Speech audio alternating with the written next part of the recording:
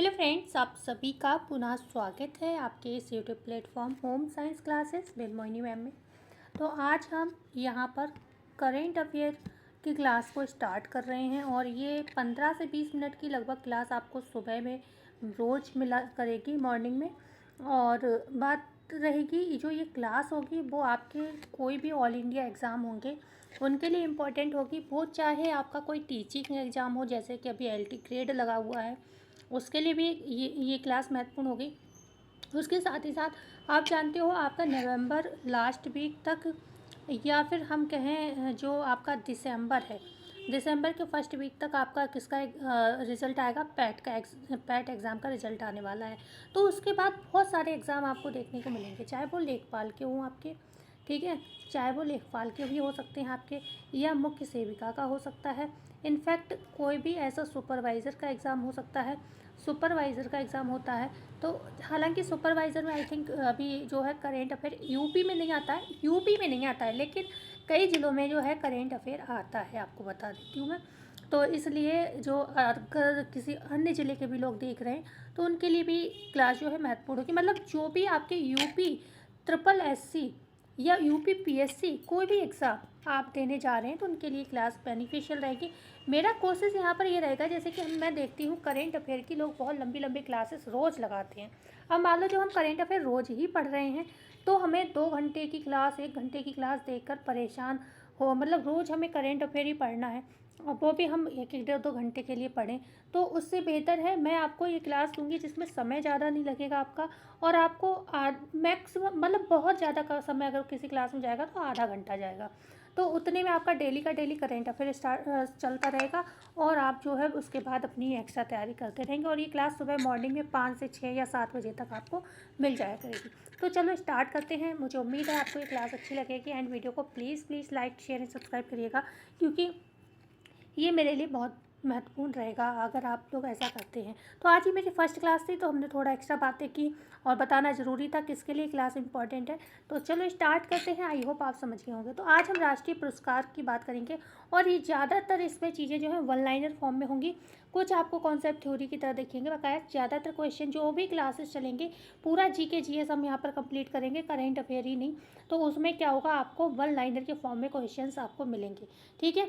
और ऐसी क्लासेस रहेंगी जिसमें आपने अगर पढ़ लिया है, सब चीज़ पढ़ी हुई है तो आपका रिवीजन हो जाएगा।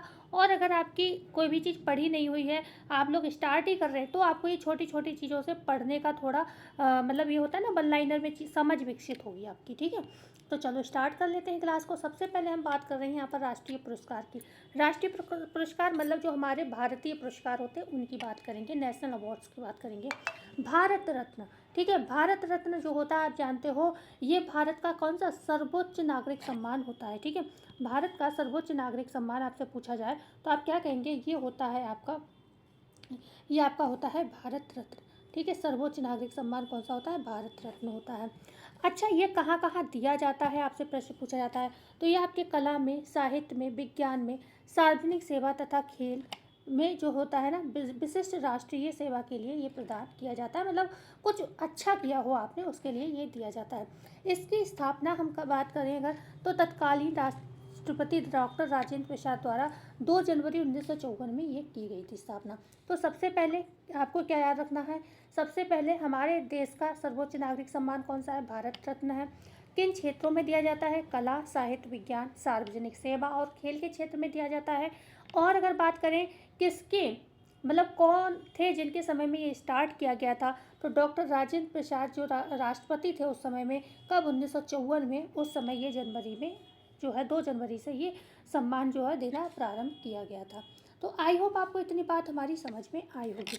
अगर हम बात करते हैं इसके विषय में, एक महत्वपूर्ण तथ्य ये है, और भी हैं जो विशेष तौर पर इसको याद रखना है। 1977 में क्या हुआ था, जनता पार्टी द्वारा इस राष्ट्रीय पुरस्कार को जो है बंद कर दिया गया था। तो आपसे प्रश्न बने, भारत रत्न को कब बंद किया गया था, 1977 में, किस पार्टी द्वारा, जनता पार्टी द्वारा इस पुरस्कार को बंद किया गया था। लेकिन फिर इसको शुरू कब किया गया था, 1980 में, ठीक है। परंतु वर्ष 1980 में किसके द्वारा, कांग्रेस सरकार ने इसे पुनः प्रारंभ जो है कर दिया, ठीक है। तो कांग्रेस सरकार ने इसे क्या किया, पुनः प्रारंभ कर दिया। लेकिन ये जनता पार्टी द्वारा क्या हुआ था, इसको 1977 में बंद भी किया गया था। ये इतना याद रखेंगे आप, ये इंपॉर्टेंट नोट है इसके विषय में। इस पुरस्कार के अंतर्गत आपको क्या है, कोई भी धनराशि प्रदान नहीं की जाती। मतलब आपको ये लगे कि इसमें कोई आपको पैसा मिलता है, तो बिल्कुल भी नहीं, इसमें कोई धनराशि नहीं मिलती। इसके मेडल में एक पीपल के पत्ते पर सूर्य की छवि के साथ देवनागरी लिपि में भारत रत्न अंकित हो रहता है। ठीक है, तो क्या अंकित रहता है, भारत रत्न अंकित रहता है। किसके साथ, यहाँ पर एक पीपल के पत्ते की डिज़ाइन होती है, मेडल जो होता है वो पीपल के पत्ते के डिज़ाइन का होता है। ठीक है, जिसमें सूर्य की छवि होती है और देवनागरी लिपि जो हमारी हिंदी है, ठीक है, उसमें भारत रत्न अंकित रहता है। ठीक है, और कोई धनराशि इसमें, कोई पैसा इसमें नहीं मिलता, ये आपको ध्यान रखना है। प्रारंभ में ये पुरस्कार मरणोपरांत नहीं दिया जाता था। मतलब जो आपका भारत रत्न है मरणोपरांत नहीं दिया जाता था प्रारंभ में। वर्ष 1966 में सर्वप्रथम लाल बहादुर शास्त्री को मरणोपरांत भारत में जो है प्रदान किया गया। तो सबसे पहले मरने के बाद किसे मिला, लाल बहादुर शास्त्री को मिला। क्या आपसे पूछा जाए स्टार्टिंग में जो है भारत रत्न मरणोपरांत दिया जाता था, तो नहीं दिया जाता था।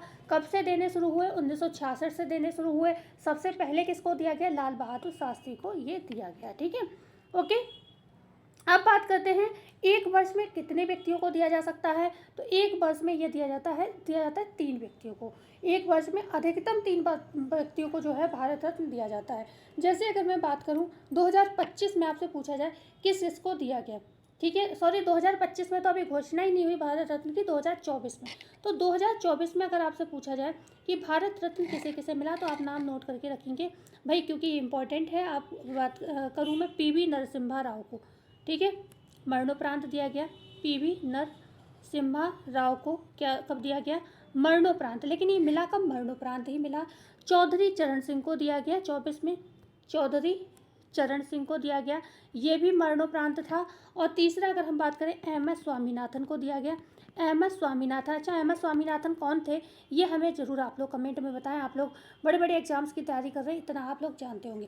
MS स्वामीनाथन, इनको भी मरणोपरांत। तो 3 पुरस्कार 2024 में आपके दिए जाते हैं भारत रत्न, क्योंकि इसमें 3 ही अधिकतम लोगों को दिया जा सकता है।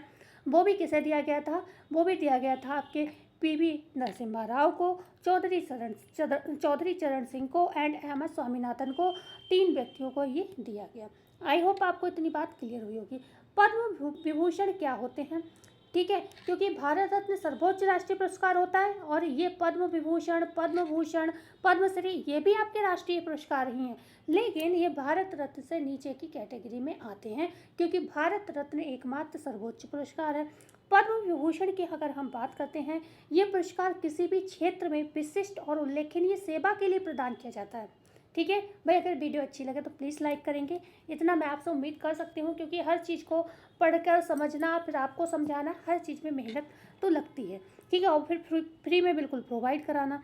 ओके, तो यहाँ पर आपको सिर्फ एक लाइक में, कोई भी सब्सक्राइब में आपका कोई भी मेमोरी फुल नहीं होता है। अब हम बात करते हैं आपके पद्म विभूषण की। यहाँ पर पद्म विभूषण की अगर हम बात करें, यह पुरस्कार किसी भी क्षेत्र में विशिष्ट और उल्लेखनीय सेवा के लिए प्रदान किया जाता है। अभी हम और भी 2025 में कितने पुरस्कार किसको क्या मिला उसकी भी चर्चा करेंगे, लेकिन अभी हमें मोटा मोटा कहाँ से शुरुआत हुई, कहाँ से मतलब कहाँ तक चीज़ें हुई, उनकी चर्चा करते हैं। तो पद्म विभूषण की बात करते हैं, यह पुरस्कार किसी भी क्षेत्र में विशिष्ट और उल्लेखनीय सेवा के लिए प्रदान किया जाता है, ये ध्यान रखना। पद्म विभूषण में भी यही होता है, ये पुरस्कार किसी भी क्षेत्र में उच्च स्तर की उत्कृष्ट सेवाओं के लिए प्रदान किया जाता है। इसमें सरकारी कर्मचारियों द्वारा की गई सेवाएं भी शामिल हैं, पद्मश्री में भी। ठीक है, ये इस तरीके से प्रश्न आखिर हालांकि बनते नहीं हैं, बस ये पूछा जाता है मतलब सर्वोच्च सम्मान कौन सा है, मतलब राष्ट्रीय सम्मान कौन कौन से हैं, तो आप ये चारों बताएंगे। और अगर आपसे पूछा जाए सर्वोच्च कौन सा है, तो भारत रत्न बताएंगे। ठीक है, बकाया आपका करंट में किसको क्या दिया गया ये पूछा जाता है। ठीक है, तो उसकी चर्चा हम आगे करेंगे। पद्मश्री की बात करें, किसी भी क्षेत्र में विशिष्ट योगदान के लिए दिया जाने वाला ये चौथा सबसे बड़ा राष्ट्रीय पुरस्कार है। ठीक है, तो किसी भी क्षेत्र में विशिष्ट योगदान के लिए दिया जाने वाला ये चौथा सबसे बड़ा राष्ट्रीय पुरस्कार है। तो आपसे पूछा जाए कि चौथा राष्ट्रीय पुरस्कार सबसे बड़ा कौन सा है हमारे भारत का, तो वो है पद्मश्री। तीसरा पूछा जाए तो आप कहेंगे पद्म भूषण, और दूसरा पूछा जाए तो पद्म विभूषण, और प्रथम तो भारत रत्न है ही। ठीक है, तो ये हो गई आपकी कुछ चर्चाएं। अच्छा, क्योंकि इस समय मेरा टारगेट थोड़ा LT ग्रेड पर फोकस्ड है। ठीक है, LT ग्रेड पर फोकस्ड है। क्यों फोकस्ड है, क्योंकि उसका एग्ज़ाम आपका लगा हुआ है। तो बात आती है कि एग्ज़ाम लगा हुआ है। एग्ज़ाम कौन कराता है? यूपीपीएससी कंडक्ट कराता है। यूपीपीएससी वही आयोग है जो आपका पीसीएस, आपके आरओ, एआरओ, इस तरीके के बड़े बड़े एग्ज़ाम आईएएस पीसीएस के कंडक्ट कराता है। आप सभी जानते हो इस चीज़ के लिए, ठीक है। तो अब जो व्यक्ति इतने बड़े एग्ज़ाम कंडक्ट करा रहा है, वही एलटी ग्रेड कंडक्ट करा रहा है, तो वो जो पेपर पैटर्न आपका होगा तो कोई नॉर्मल नहीं होगा, काफ़ी अच्छा लेवल का क्वेश्चन पेपर आता है। तो वहाँ पर जैसे आपकी यूपीपीएससी में प्रश्न आपने अगर पीवाईक्यू चेक करे होंगे तो देखा होगा, वहाँ पर सीधे प्रश्न ऐसे भी बनता है कि जवाहरलाल नेहरू के प्रधानमंत्रित्व काल में जो है निम्न में से किन व्यक्तियों के लिए आपका भारत रत्न प्रदान किया गया। इस तरीके से प्रश्न बनता है। मतलब कि इतना याद रखना कि किसके समय में किसको दिया गया, भाई ये तो याद आदमी कर ले कि हाँ किसको मिला, लेकिन ये भी याद रखना कि किस व्यक्ति के प्रधानमंत्री के काल में कितने व्यक्तियों को कितने पुरस्कार दिए गए, तो बहुत डिफिकल्ट हो जाता है। लेकिन भाई पढ़ना पड़ेगा थोड़ा थोड़ा। हालांकि एक चीज़ बता दूं, हम बहुत शॉर्टली ही चीज़ों को करने की कोशिश करेंगे, मतलब हम इंपॉर्टेंट चीज़ों की, क्योंकि जो ये क्या है ना, ये एनसीईआरटी साल संग्रह हम आपको पढ़ा रहे हैं। तो एनसीईआरटी साल संग्रह जो है ऑलरेडी बहुत सॉर्टेड होता है, ठीक है। तो अब आप कहो इसमें भी हम आपको बहुत छोटा करा दें, इससे ज़्यादा छोटा करोगे तो फिर अब आपका एग्ज़ाम जो है ना, इतना तो पढ़ना पड़ेगा। लेकिन मैं एलटी ग्रेड वालों को एक चीज़ यहाँ पर और कहना चाहूँगी, एलटी ग्रेड वाले जो भी तैयारी कर रहे हैं, एक चीज़ और कहना चाहूँगी कि आप लोग सबसे ज़्यादा फोकस अपने सब्जेक्ट पर रहें। किस पर? सब्जेक्ट पर फोकस्ड रहें, क्योंकि जो आपके 150 क्वेश्चन में मात्र कितने 30 क्वेश्चन आपके कितने किसके हैं, आपके जीएस के हैं। और जीएस पूरा क्या है, ज्ञान का भंडार है, उसमें बहुत सारी चीज़ें पढ़ने को हैं। तो अब आप मेरी बात माने तो सब्जेक्ट पर आप आपके 20 क्वेश्चन जो है सब्जेक्ट के, तो सबसे ज़्यादा फोकस सब्जेक्ट पे हो, क्योंकि मेन में भी आपको सब्जेक्ट अपना पढ़ना होगा और हिंदी पढ़नी होगी। बकाया ये तो पासिंग है, तो इसको तो जैसे तैसे आपको निकालना है बस। मैं ये नहीं कह रही हूँ आप पढ़े नहीं, पर मैं ये कह रही हूँ इसको इतना ज़्यादा ना समय दे दें कि आप अपना मेन सब्जेक्ट भूल जाएं, क्योंकि सबसे ज़्यादा स्कोर आपको इसी में करना है। क्योंकि जितना आपको अकेले इसमें पढ़ना है ना, और उससे भी डबल आपको इसमें पढ़ना है, डबल टिबल, क्योंकि सारे सब्जेक्ट अपने आप में पूरे होते हैं, ठीक है। तो आप समझ रहे होंगे मेरी बात को। तो इसमें इतना ज़्यादा ना घुस जाएं कि आप इसको भूल जाएं, क्योंकि पास आप इसी से होगे। ये बस आपको कहते हैं ना बैठने के लिए मौका देगा खाली दूसरे पेपर में, ठीक है। तो चलो अब हम स्टार्ट करते हैं। तो आपसे पूछा जाए, जवाहरलाल नेहरू के प्रधानमंत्री काल में लगभग 13 लोगों को जो है सम्मान ये दिया गया। कौन सा? भारत रत्न। 13, मतलब अगर आपसे पूछा जाए कि सर्वाधिक भारत रत्न किसके शासनकाल में प्रदान किया गया, तो भी जवाहरलाल नेहरू के शासनकाल में ही आपको बता दूं प्रदान किए गए, क्योंकि इसके बाद सभी लोगों मतलब कम, इसके बाद जो है कम ही लोगों को प्रदान किए गए, ठीक है। ओके, एक सेकेंड। ओके, तो 13 लोगों को लगभग किसमें दिया गया? आपके जवाहरलाल नेहरू के काल में दिया गया। 11 जो अवार्ड है ये आपके अटल बिहारी वाजपेयी के शासनकाल में दिए गए। अटल बिहारी वाजपेयी के शासनकाल में, मतलब शासनकाल में कह रही हूँ, मतलब ये लोग जब इनका समय था। और जो कौन? मोदी जी, नरेंद्र मोदी जी के शासनकाल में जो दिया गया है वो 10 लोगों को भारत रत्न अब तक प्रदान किया गया है, ठीक है। तो सबसे ज़्यादा इन्हीं के शासनकाल में दिया गया। तो क्रम भी याद रखना, सबसे ज़्यादा जवाहरलाल नेहरू, फिर अटल बिहारी वाजपेयी और फिर नरेंद्र मोदी, उसके बाद इंदिरा गांधी, इस तरीके से चलता रहेगा। तो यहाँ पर चक्रवर्ती राजगोपालाचारी राजा जी के नाम से इनका, यहाँ पर कुछ चीज़ें ऐसे आप देख लें, जैसे कि यहाँ पर आपका ईयर लिखा है, कब दिया गया है, यहाँ पर इनका कार्य क्या था वो लिखा गया, और ये कहाँ के रहने वाले थे, और यहाँ पर इनका नाम या उनका उपनाम लिखा होगा, ठीक है। तो चक्रवर्ती अच्छा, यहाँ पर एक चीज़ और आप ध्यान रखिएगा, क्योंकि मेरी फर्स्ट क्लास है तो थोड़ा मैं आपको चीज़ें बताती चलूँगी, जिससे आप आगे क्लास के लिए मेरे कनेक्ट कर पाएँ, ठीक है, कि हम कैसा पढ़ाएंगे आपको। तो यहाँ पर जो बात करते हैं, आपको सिर्फ यही क्लियर नहीं होगा कि आप ये भारत रत्न पढ़ रहे हो, बस ये क्लियर हो रहा नहीं। यहाँ पर आपके कुछ और भी जीके जीएस के क्वेश्चन क्लियर हो जाएंगे। जैसे कि अगर आपसे प्रश्न सीधे जीएस में पूछा जाता है कि राजा जी उपाधि किसकी थी, तो या उपनाम किसका था, तो चक्रवर्ती राजगोपालाचारी का था, ठीक है ना। ये कौन थे? तो स्वतंत्र भारत के द्वितीय गवर्नर जनरल एवं प्रथम भारतीय गवर्नर जनरल थे। तो प्रथम भारतीय गवर्नर जनरल कौन थे? वो आपके चक्रवर्ती राजगोपालाचारी जी थे, ठीक है। और स्वतंत्र भारत के, मतलब ये तो प्रथम भारतीय गवर्नर थे, लेकिन स्वतंत्र हो गया जब भारत, तब द्वितीय यही बने, ठीक है, यही बने। और कहाँ के निवासी थे? तमिलनाडु के थे। अच्छा, मैं एक चीज़ और बताऊंगी, इंपॉर्टेंट क्या रहेगा, इंपॉर्टेंट आपके लिए सबसे ज़्यादा इसमें क्या रहेगा? उत्तर प्रदेश, क्योंकि ये उत्तर प्रदेश स्पेशल के हिसाब से भी हो जाएगा, LT ग्रेड भी यूपी में ही होने वाला है अभी, तो उसके लिए भी हो जाएगा। तो ये 2-3 पॉइंट ऑफ व्यू से आपके इंपॉर्टेंट हो जाएगा। तो उत्तर प्रदेश आप विशेष यहाँ पर ध्यान रखना, क्योंकि हमारा थोड़ा सा टारगेट इस समय LT ग्रेड है, क्योंकि उसका एग्जाम लगा हुआ बकाया। और सभी लोग तो ये सभी चीज़ें पढ़ें, क्योंकि यहाँ पर क्या है, LT ग्रेड में समय नहीं मिला है। तो जिन्हें समय नहीं मिला है पढ़ने के लिए, 1.5-2 महीने में ही पेपर हो गया है। और इन बच्चों के साथ कुछ ये चीज़ें भी रही कि ये लोग TGT PGT exam, teaching exam पे बहुत फोकस थे, और वो एग्ज़ाम नहीं हुआ तब तक LT ग्रेड आ गया, और जिस वजह से इनकी LT ग्रेड में प्री की तैयारी नहीं हो पाई है। तो इनके लिए इतना सारा एक साथ पढ़ पाना मुश्किल है। तो उन लोगों के लिए मैं ये बात कह रही हूँ कि आप लोग इस चीज़ पर ज़्यादा फोकस करें, उत्तर प्रदेश बकाया। जो और बच्चे हैं उनको मैं ये कहूँगी जिनके पास अभी एग्ज़ाम में समय है, क्योंकि अभी लेखपाल वगैरह के एग्ज़ाम अभी नहीं है, थोड़ा समय है, तो आप लोग अभी से तैयारी यहाँ पर करना स्टार्ट कर दीजिए। तो आपके लिए सभी इंपॉर्टेंट है, ये मैं कहना चाह रही हूँ। आप लोग कोई भी चीज़ हल्के में ना लें, ठीक है। क्योंकि जिन बच्चों के पास समय नहीं है उनके लिए मैं कहूँगी इंपॉर्टेंट ढूंढो, लेकिन जिसके पास समय है उनसे मैं कहूँगी रिस्क क्यों लेना, आप पूरा पढ़ो, है ना। तो चक्रवर्ती राजगोपालाचारी इनकी राजा जी उपाधि थी। 1954 में इन्हें भारत रत्न मिला, और ये स्वतंत्र भारत के द्वितीय गवर्नर जनरल और प्रथम जो थे ये भारतीय गवर्नर जनरल थे। तमिलनाडु के ये निवासी थे। डॉक्टर सर्वपल्ली राधाकृष्ण, जो ये इन्हीं के वजह से जो है शिक्षक दिवस मनाया जाता है, 5 सितंबर को इन्हें मिला था, ठीक है। तो यहाँ पर 5 सितंबर को जो है यहाँ पर शिक्षक दिवस मनाया जाता है इन्हीं के जन्म दिवस पर। और ये द्वितीय राष्ट्रपति और प्रथम उपराष्ट्रपति भी यही थे। प्रथम उपराष्ट्रपति, अब आपसे पूछा जाए कि भारत के प्रथम उपराष्ट्रपति कौन थे, तो आप क्या कहेंगे, सर्वपल्ली राधाकृष्ण, डॉक्टर सर्वपल्ली राधाकृष्ण। और द्वितीय राष्ट्रपति ये हैं, प्रथम राष्ट्रपति राजेंद्र प्रसाद थे, हम सभी जानते हैं, ये भी तमिलनाडु के निवासी थे। तीनों पुरस्कार स्टार्टिंग के तमिलनाडु को गए। डॉक्टर चंद्रशेखर वेंकटरमण, ये जो है इन्हीं के जन्म दिवस को जो है राष्ट्रीय विज्ञान दिवस के रूप में मनाया जाता है 28 फरवरी को, और ये भी तमिलनाडु के निवासी थे। और इन्हें भारतीय भौतिकी में नोबेल पुरस्कार विजेता रमन प्रभाव हेतु यहाँ पर इन्हें, क्योंकि भौतिकी में क्या था, इन्हें नोबेल पुरस्कार मिला था, इस वजह से यहाँ पर इन्हें भारत रत्न प्रदान किया गया, ठीक है। उत्कृष्टकार था इनका, रमन प्रभाव जो था इन्हीं का था, ठीक है, वेंकट रमन, तो इसको रमन प्रभाव के नाम से इन्होंने साइंस में दिया था। तो यहाँ पर इन्हें नोबेल पुरस्कार भी मिला, और उसके बाद इन्हें यहाँ पर भारत रत्न से भी सम्मानित किया गया, ठीक है।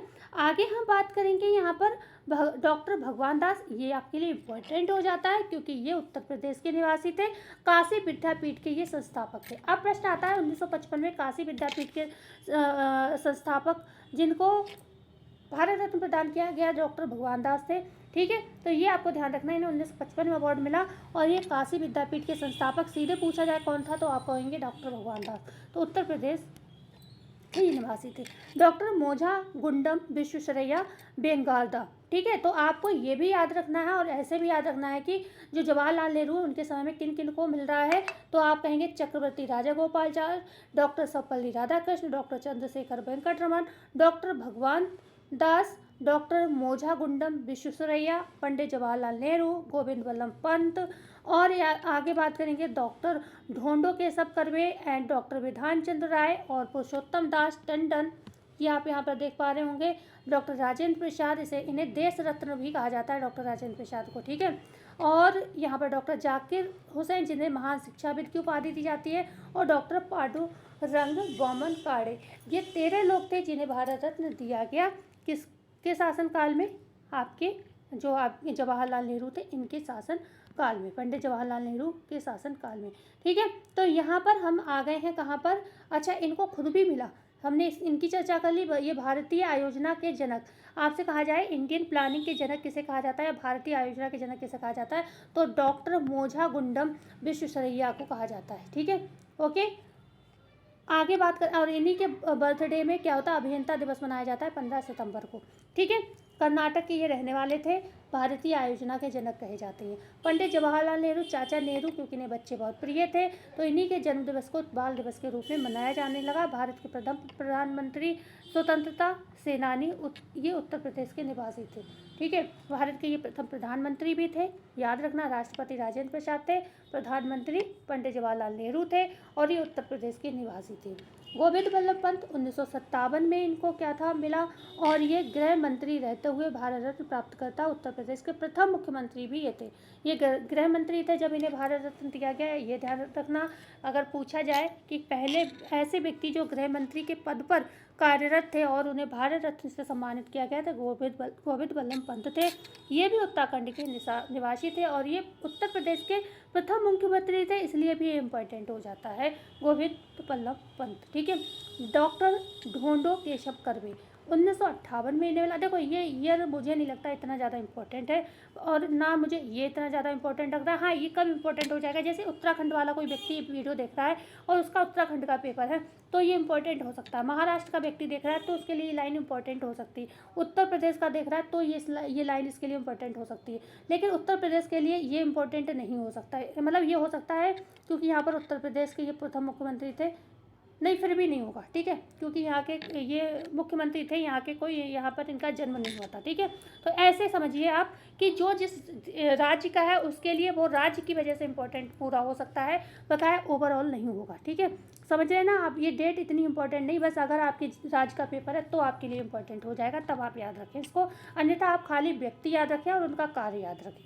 ठीक है, समझिए आप। और कौन सा अवार्ड सभी जानते हैं, भारत रत्न की बात कर रहे हैं। तो वर्ष 2025 में अगर हम बात करते हैं तो वर्ष 2025 में 139 पद्म पुरस्कार जो है प्रदान किए गए। कितने? 139 पद्म पुरस्कार प्रदान किए गए। अच्छा, 2025 में अभी तक आपके भारत रत्न नहीं दिया गया है। ठीक है, क्यों नहीं दिया गया? क्योंकि अभी घोषणा नहीं हुई है, ये समझिए आप लोग। बकाया 2024 के अभी हमने आपको बता दिया था, पीवी नरसिम्हा राव, चौधरी चरण सिंह, एम एस स्वामीनाथन को मरणोपरांत 2024 में दिया गया। ठीक है, तो अब आपको आई होप कोई इशू नहीं होगा। 25 में अभी दिए नहीं गए, जो दिए गए उनकी बात कर लेते हैं। पद्म पुरस्कार दिए गए 139, जिसमें पद्म विभूषण 7 थे, पद्म विभूषण 7 हैं, और पद्म भूषण की बात करें 19 हैं, और पद्मश्री 113 हैं। तो टोटल पद्म पुरस्कार कितने हो गए? 139 आपके ये यहाँ पर दिए गए हैं। ठीक है, ओके, क्लियर रहा। 2025 में कितने पद्म पुरस्कार दिए गए हैं? 139 दिए गए हैं, 139 दिए गए हैं। पद्म विभूषण कितने हैं? 7 हैं। पद्म भूषण कितने हैं? 19 हैं। पद्मश्री कितने हैं? 113 हैं। क्लियर? ठीक है, अब बात करते हैं यहाँ पर उत्तर प्रदेश मेरे लिए ज़्यादा इंपॉर्टेंट लग रहा है, लेकिन पश्चिम बंगाल का कोई व्यक्ति देखे तो वो भी निराश ना हो। पश्चिम बंगाल के लिए डॉक्टर बिधान चंद्र रॉय 1 जुलाई, इन्हीं के जन्म दिवस में चिकित्सक दिवस मनाया जाता है। तो प्रश्न बने, अगर कभी भी चिकित्सक दिवस कब मनाया जाता है तो 1 जुलाई को मनाया जाता है। किसके जन्म दिवस पर? डॉक्टर बिधान चंद्र राय के जन्म दिवस पर। ये कौन थे? चिकित्सक भी थे और प्लस ये स्वतंत्रता सेनानी भी थे, पश्चिम बंगाल के निवासी थे। इंपॉर्टेंट हो गया LT ग्रेड या उत्तर प्रदेश लेखपाल वगैरह के लिए, ये हो जाएगा। यहाँ पर पुरुषोत्तम दास टंडन 1961 में इन्हें मिला भारत रत्न। हिंदी भाषा व वंदे मातरम को मान्यता दिलाने में महत्वपूर्ण योगदान इन्होंने दिया। ठीक है, वंदे मातरम को मान्यता दिलाने में और हिंदी भाषा को मान्यता दिलाने में महत्वपूर्ण योगदान था किसका? पुरुषोत्तम दास टंडन का। हिंदी दिवस कब मनाया जाता है? कोई कमेंट करके बताए। उत्तर प्रदेश, यहाँ पर ये प्रयागराज के निवासी थे। देश रत्न किसे कहा जाता है? डॉक्टर राजेंद्र प्रसाद, जो भारत के प्रथम राष्ट्रपति थे और बिहार के ये निवासी थे। ध्यान रखना, 1962 में इनको भारत रत्न दिया जाता है। डॉक्टर जाकिर हुसैन, जिन्हें महान शिक्षाविद कहा जाता है, 1963। दूसरे उपराष्ट्रपति व तीसरे राष्ट्रपति आंध्र प्रदेश के ये निवासी थे। ठीक है, ओके, दूसरे ये उपराष्ट्रपति थे और तीसरे कौन थे? राष्ट्रपति थे, डॉक्टर जाकिर हुसैन। ठीक है, क्लियर हुआ? तो प्रथम राष्ट्रपति कौन होगा? राजेंद्र प्रसाद होगा। एक चीज़ यहाँ पर ध्यान रखना। तीसरे हमने बता दिया कौन होगा? राष्ट्रपति जाकिर हुसैन होगा। तो द्वितीय कौन थे? अभी सर्वपल्ली राधाकृष्ण। ठीक है, द्वितीय राष्ट्रपति कौन थे? सर्वपल्ली राधाकृष्ण। तो चीज़ों को पढ़ते रहेंगे तो अपने आप ही याद होती रहेंगी। ठीक, सर्वपल्ली राधाकृष्ण। पढ़ाई की सबसे बड़ी अच्छी बात ये होती है, आपको इसे रोज़ कंटिन्यू करनी होती है। आप सोचेंगे कि कभी कभार पढ़ने से चीज़ें याद हो जाएं, तो नहीं होंगी। आपको ये चीज़ें रोज़ पढ़नी होंगी, तब होंगी। मैं ये नहीं कह रही एक ही टॉपिक रोज़ पढ़ना होगा, पर आप चीज़ों को रिवाइज़ करते रहेंगे, रोज़ नया पढ़ेंगे और रोज़ रिवाइज़ भी करेंगे पुरानी चीज़ों को, तो आपसे महान कोई नहीं होगा पढ़ाई के क्षेत्र, शिक्षा के क्षेत्र में। ठीक है, तो यहाँ पर डॉक्टर पांडुरंग बावन काड़े, ये महाराष्ट्र के थे, और यहाँ पर ये शिक्षाविद व संस्कृत के विद्वान थे, महाराष्ट्र के निवासी थे। ठीक है, इन्हें भारत रत्न, ये 13 लोग हो गए जिन्हें आपके जो थे जवाहरलाल नेहरू प्रधानमंत्री थे, तब इन्हें भारत रत्न दिया गया। इंदिरा गांधी के प्रधानमंत्रित्व काल में अगर हम बात करते हैं तो यहाँ पर लाल बहादुर शास्त्री, ठीक है, इंदिरा गांधी प्रियदर्शनी और बराहगिरी, वेंकटगिरी और कामाक्षी कुमार स्वामी कामराज और जो है मेरी टेरेसा बोजाक्स्यू, मदर टेरेसा जिन्हें कहते हैं, इनका पूरा नाम है मेरी टेरेसा बोजाक्स्यू। ठीक है, आचार्य विनोबा भावे को भी दिया गया हिंदू मुस्लिम एकता के अग्रदूत कहे जाते हैं। तो हिंदू मुस्लिम एकता के अग्रदूत आचार्य विनोबा भावे को कहते हैं। ठीक है, ये चीज़ें आपको याद रखनी है। मैन ऑफ पीस किसे कहा जाता है? लाल बहादुर शास्त्री को मैन ऑफ पीस कहा जाता है। आयरन लेडी किसे कहा जाता है? इंदिरा प्रियदर्शनी गांधी को कहा जाता है। तो हमने कहा ना कि कुछ ऐसे भी क्वेश्चन आपको याद हो जाएंगे इस करंट की क्लास में, जो कि आपकी मतलब नॉर्मल बेसिक जी के जीएस के क्वेश्चन होते हैं। तो यहाँ पर दो आपको एलटी लेखपाल जो भी यूपी के पेपर हैं, इनके लिए बहुत इंपॉर्टेंट होगा आपको ये जो थे लाल बहादुर शास्त्री, ये दूसरे प्रधानमंत्री थे, क्योंकि प्रथम जवाहरलाल नेहरू थे। इनका एक नारा था जय जवान जय किसान, हम सभी जानते हैं। 1966 में मिलता है, पढ़ लीजिए।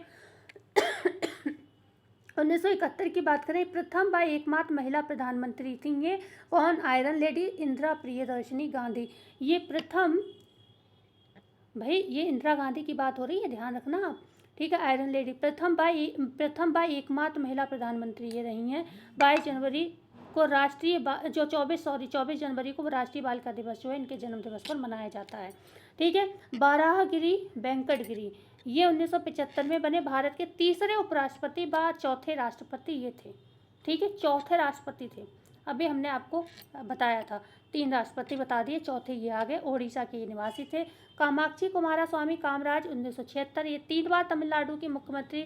ये ने मिड डे मील योजना के जनक कहा जाता है। किसे? कामाक्षी कुमारा स्वामी कामराज को। मिड डे मील जो चलता है आपके 1975 में जो ICDS आया था, ठीक है, ICDS आया था, उसके अंतर्गत 1995 में मिड डे मील शुरू होता है आपका।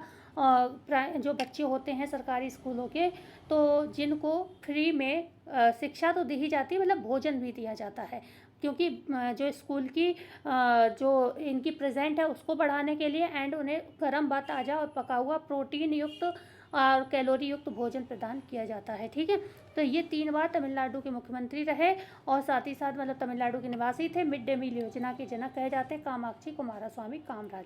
ठीक है, मदर टेरेसा, अच्छा ये तो चर्चा अभी हमने मेरी टेरेसा बोजाक्स्यू, मदर टेरेसा 1980, इन्हें अच्छा दोबारा मिला था क्या? बस 1979 में नोबेल शांति पुरस्कार विजेता रही। अच्छा, शांति का पुरस्कार इन्हें दिया गया था, तो उसके बाद इन्हें फिर भारत रत्न प्रदान किया गया होगा। पश्चिम बंगाल की निवासी थी, पश्चिम बंगाल में मतलब रहती थी। आचार्य विनोबा भावे ये महाराष्ट्र के निवासी थे। समाज सुधारक, भूदान आंदोलन के जनक भी कहे जाते। हिंदू मुस्लिम एकता के अग्रदूत, भूदान आंदोलन के जनक, समाज सुधारक, ये तीनों मतलब समाज सुधारक तो चलो बहुत सारे लोग थे, लेकिन फिर भी मतलब भूदान आंदोलन के जनक या फिर मुस्लिम हिंदू एकता के अग्रदूत आचार्य विनोबा भावे को कहा जाता है। इन्हें भी भारत रत्न 1983 में दिया गया। ठीक है, आगे हम बात करते हैं। पाकिस्तान के निवासी थे खान अब्दुल गफ्फार खान। इन्हें खुदाई खिदमतगार संगठन के संस्थापक, भारत रत्न से सम्मानित, प्रथम विदेशी नागरिक सम्मान इनको दिया गया। मतलब ये प्रथम विदेशी थे जिन्हें ये हमारा देश का नागरिक सम्मान इन्हें दिया गया। ठीक है, खान अब्दुल गफ्फार खान को। ठीक है, खुदाई खिदमतगार संगठन के ये संस्थापक थे। ठीक है, आगे हम बात करते हैं मरुदुर गोपालन रामचंद्रन MGR। तो यहाँ पर इनका उपनाम है मक्कल थिलागम। 1988 में इन्हें मिला। 3 बार तमिलनाडु के मुख्यमंत्री ये रहे। ठीक है, और ये अन्ना द्रमुक पार्टी के संस्थापक थे, तमिलनाडु के ये निवासी थे। डॉक्टर भीमराव रामजी अम्बेडकर 14 अप्रैल समरसता दिवस 1990 संविधान सभा के प्रारूप समिति के अध्यक्ष थे, महाराष्ट्र के निवासी थे। ठीक है, संविधान सभा की प्रारूप समिति के अध्यक्ष कौन थे? डॉक्टर भीमराव जी अम्बेडकर। अच्छा, भीमराव जी जो है अम्बेडकर की बात हो रही है, ध्यान रखना। ठीक है, समरसता दिवस 14 अप्रैल इनके जन्म दिवस पर मनाया जाता है। डॉक्टर नेल्सन रोहिल मंडेला, उपनाम मदीवा है इनका। इन्हें नोबेल शांति पुरस्कार 1993 तथा गांधी शांति पुरस्कार से सम्मानित किया गया। ये दक्षिण अफ्रीका के निवासी थे। इन्हें भी भारत रत्न से सम्मानित किया गया। ठीक है, आगे हम बात करते हैं राजीव गांधी। नरसिम्हा राव के मंत्रित्व काल में जो पुरस्कार मिले उनकी बात कर लो। अब राजीव गांधी, सरदार वल्लभ भाई पटेल, मोरारजी रणछोड़जी देसाई, मौलाना अब्दुल कलाम आज़ाद और जहांगीर रतन जी दादाभाई टाटा, मतलब जो आपके जहांगीर टाटा या रतन टाटा के नाम से आप जिन्हें कहते हैं ना, वो हैं ये। सत्यजीत रे, तो इनको भी ये दिया गया था। ये प्रसिद्ध फिल्म निर्देशक वर्ष 1992 में मानद ऑस्कर पुरस्कार से सम्मानित हुए, तब इन्हें भारत रत्न दिया गया। ठीक है, पश्चिम बंगाल के निवासी थे ये। ठीक है, तो यहाँ पर कुछ चीज़ें इंपॉर्टेंट है, जैसे राजीव गांधी की एक उपाधि है सूचना क्रांति के अग्रदूत, तो ये इन्हें याद रखना, इसलिए सूचना क्रांति के अग्रदूत किसे कहा जाएगा? राजीव गांधी। ये उत्तर प्रदेश के निवासी थे, भारत के 6ठे प्रधानमंत्री ये थे। ठीक है, सरदार वल्लभ भाई पटेल की बात करें तो ये स्वतंत्रता सेनानी भी थे, प्रथम गृह मंत्री भी थे और उप प्रधानमंत्री भी रहे, गुजरात के ये निवासी थे। मोरारजी देसाई की अगर हम बात करें तो ये 4थे प्रधानमंत्री थे। निशान ए पाकिस्तान से ये सम्मानित थे, गुजरात के निवासी थे। अब्दुल कलाम आज़ाद की बात करें तो ये स्वतंत्रता सेनानी, भारत के प्रथम शिक्षा मंत्री थे और पश्चिम बंगाल के ये निवासी थे। रतन टाटा की बात करें, उद्योगपति व भारत में एयरलाइन के संस्थापक थे, महाराष्ट्र के निवासी थे। सत्यजीत रे की बात करें तो ये प्रसिद्ध फिल्म निर्देशक, वर्ष 1952 में मानद पश्चिम बंगाल के निवासी थे और ऑस्कर पुरस्कार से सम्मानित थे, मानद ऑस्कर पुरस्कार से सम्मानित थे। अब थोड़ा एक नोट ये पढ़िएगा, पंडित जवाहरलाल नेहरू एवं श्रीमती इंदिरा गांधी जी ही केवल ऐसे प्रधानमंत्री रहे जिन्हें ये सम्मान प्रधानमंत्री पद पर रहते हुए मिला और सबको मरणोपरांत मिला। ठीक है, पंडित जवाहरलाल नेहरू और श्रीमती इंदिरा गांधी 2 ही लोग ऐसे थे जिन्हें ये सम्मान प्रधानमंत्री पद पर रहते हुए मिला, बकाया। ठीक है, समझ रहे हैं आप, बकाया सबको मरणोपरांत ये दिया गया मतलब प्रधानमंत्री पद पर जो प्रधानमंत्रियों को मिला उनकी बात कर रहे हैं। ठीक है, अब बात करते हैं अटल बिहारी वाजपेयी के शासनकाल में मिले कुछ पुरस्कार। बस यहाँ तक हम पढ़ेंगे, बस थोड़ा सा रह गया ये, उसके बाद हमारे वीरता पुरस्कार अलग आएंगे, उसकी वीडियो हम कल देखेंगे। ठीक है, अरुणा आसफ अली को मिला अटल बिहारी वाजपेयी के शासनकाल में।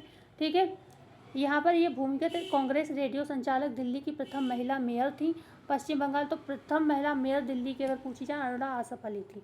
ठीक है, गुलजारी लाल नंदा को मिला, ये 2 बार योजना आयोग के उपाध्यक्ष रहे और 2 बार कार्यवाहक प्रधानमंत्री भी रहे। ये पंजाब के निवासी थे। एपीजे अब्दुल कलाम, इन्हें हम मिसाइल मैन के नाम से जानते हैं। ये 11वें नंबर के राष्ट्रपति व प्रथम वैज्ञानिक राष्ट्रपति भी थे, क्योंकि ये एपीजे अब्दुल कलाम वही राष्ट्रपति जो वैज्ञानिक थे, ऐसे याद रखो। तमिलनाडु के निवासी थे। मदुराई षणमुख, ठीक है, षणमुख वैदिगु सुब्बालक्ष्मी, भारत रत्न से ये भी सम्मानित की गई। प्रथम संगीतकार, रेमन व मैग्सेसे पुरस्कार विजेता भी थी ये पहली महिला थी जो संगीतकार थी। ठीक है, प्रथम संगीतकार, रेमन व मैग्सेसे पुरस्कार से भी इन्हें सम्मानित किया गया। ठीक है, तो भारत रत्न से सम्मानित ये प्रथम संगीतकार थी कौन? मदुराई षणमुख वैदिगु सुब्बालक्ष्मी, तमिलनाडु की निवासी थी। चिदम्बरम सुब्रमण्यम, हरित क्रांति के समय कृषि मंत्री, जो हरित क्रांति आपकी आई थी उसके समय में ये कृषि मंत्री थे, तमिलनाडु के निवासी थे। लोकनायक जयप्रकाश नारायण, समाज सुधारक थे ये, बिहार आंदोलन के नेतृत्वकर्ता भी थे, बिहार के निवासी थे। प्रोफेसर अमर्त्य सेन की बात करें तो ये कल्याणकारी अर्थशास्त्र, ठीक है, हेतु वर्ष 1998 के नोबेल पुरस्कार विजेता थे, पश्चिम बंगाल के निवासी थे।